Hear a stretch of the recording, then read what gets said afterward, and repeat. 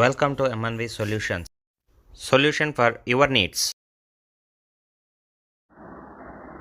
Hi friends, ఈరోజు మనము హైఫోకస్ OPS unbox చేస్తాము.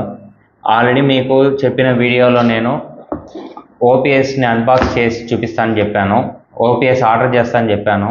ఓపీఎస్ ఆర్డర్ చేసాము, వచ్చింది. ఇప్పుడు దీన్ని అన్బాక్స్ చేస్తాము.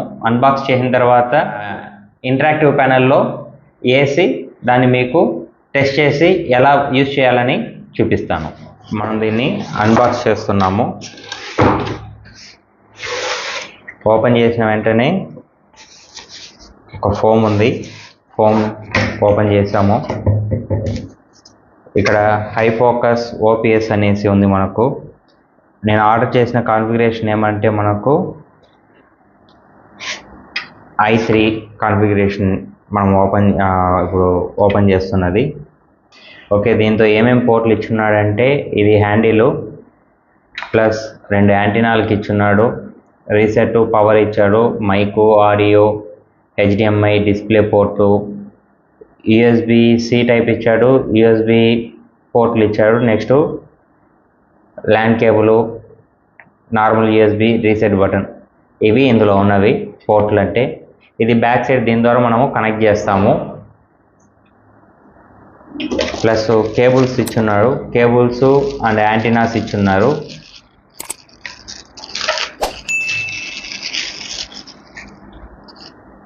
రెండు యాంటీనాలు ఉన్నాయి with power adapter, SATA cable ఉన్నాయి.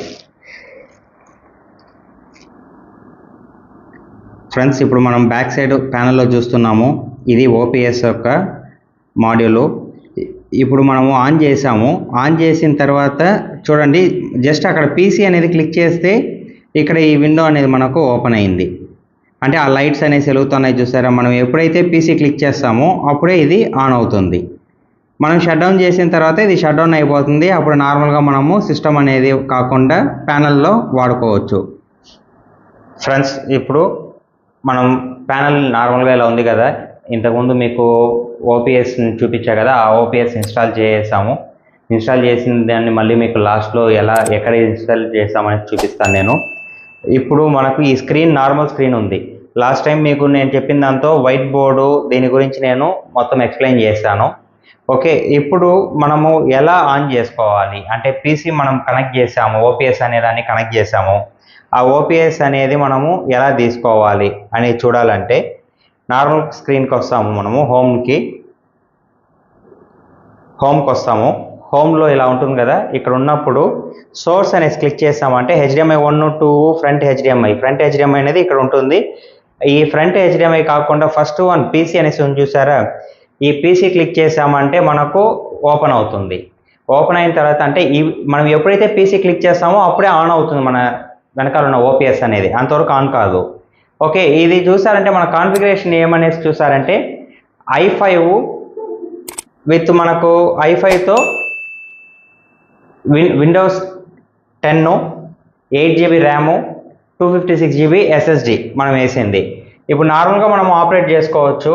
మీకు సపరేట్గా ఏం ఇన్స్టలేషన్ అనేది అవసరం ఉండదు. మనం మై కంప్యూటర్స్ ఓపెన్ చేసాము. ఓపెన్ చేసిన తర్వాత ఇలా వచ్చింది. దీంతో కీబోర్డ్ మనం కావాలంటే కీబోర్డు, మౌస్ వైర్లెస్ కనెక్ట్ చేసుకునేసి యూజ్ చేసుకోవచ్చు.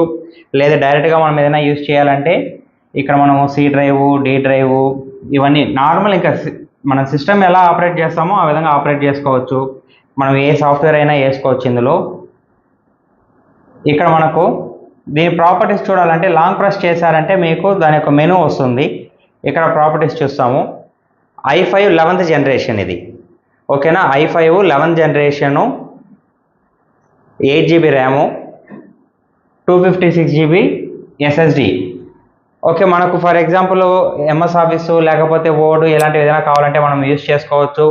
లేదు వైఫైతో కనెక్ట్ చేసుకోవాలనుకుంటే ఇంటర్నెట్ యాక్సెస్ చేయడానికి వైఫై అనేదాన్ని మనము ఇక్కడ సెలెక్ట్ చేసుకునేసి ఓపెన్ చేసుకునేసి వాడుకోవచ్చు అనమాట. ఇవి ఫ్రెండ్స్. నెక్స్ట్ ఒకవేళ మనము దీన్ని వద్దు మళ్ళీ బ్యాక్ స్క్రీన్కి వెళ్ళాలి అనుకుంటే ఇక్కడ క్లిక్ చేసి హోమ్ స్క్రీన్ ఇచ్చామంటే హోమ్ స్క్రీన్ వస్తుంది. మళ్ళీ మనం పీసీకి వెళ్ళాలనుకున్నప్పుడు అక్కడికి వెళ్ళాల్సిన అవసరం లేదు. ఇక్కడ క్లిక్ చేసామంటే ఇక్కడ రీసెంట్ యాప్స్లో ఇక్కడ ఉంటాయి సోర్స్లో, దాన్ని క్లిక్ చేసామంటే ఇలా ఓపెన్ అవుతుంది.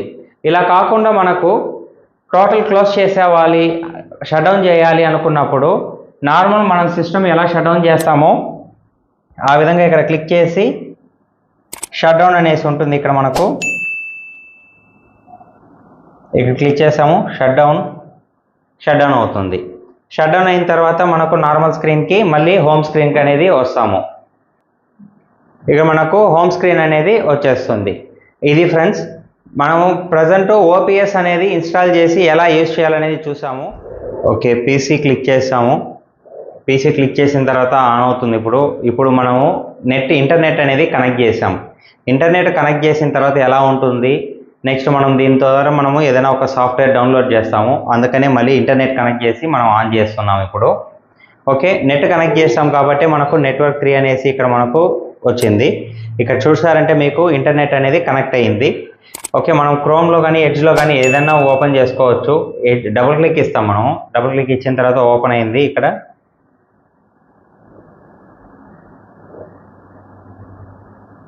ఓకే, ఇక్కడ మనము గూగుల్ కావాలంటే గూగుల్ అని టైప్ చేయొచ్చు. మనం ఇక్కడ సెలెక్ట్ చేసుకునేసి ఆన్ స్క్రీన్ కీబోర్డ్ తీసుకున్నాము. ఆన్ స్క్రీన్ కీబోర్డ్లో బ్యాక్ స్పేస్ ఇచ్చిన తర్వాత క్లోజ్ చేసాము. ఇప్పుడు మనం ఒక సైట్ అనేది ఓపెన్ చేస్తాం. For example mark software.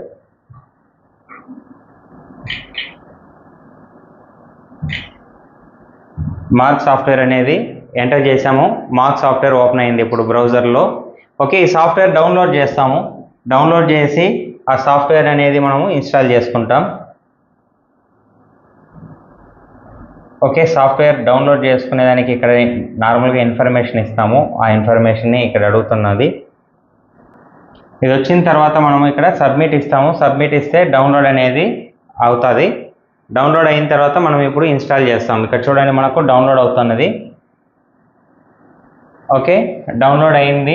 Download అయిన దాన్ని మనము ఓపెన్ చేసి నార్మల్గా మన సిస్టంలో ఎలా అయితే ఇన్స్టాల్ చేస్తామో అదే విధంగా ఇన్స్టాల్ చేస్తాం. ఇప్పుడు ఇక్కడ ఇది ఆల్రెడీ మీకు ఒక క్లాస్లో తీసుకుంటాను నేను. సేమ్ అదే విధంగానే ఇక్కడ ఇన్స్టాల్ చేస్తాము. మార్క్ సాఫ్ట్వేర్ స్టార్టింగ్ ఒకటి చూసారంటే సాఫ్ట్వేర్ ఎలా ఇన్స్టాల్ చేయడం ఏమనేది ఇచ్చున్నాను. దాంతో చూడండి వాళ్ళు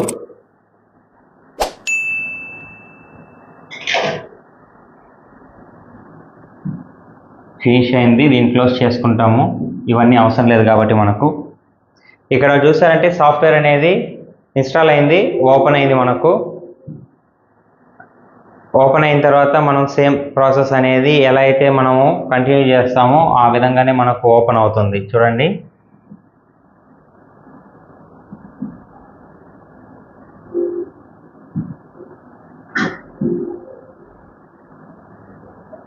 ఓకే, ఇప్పుడు మనకు సాఫ్ట్వేర్ అనేది ఇన్స్టాల్ అయింది. సాఫ్ట్వేర్ యొక్క రీస్టోర్ చేస్తాం మనం ఆల్రెడీ ఉన్నదాన్ని.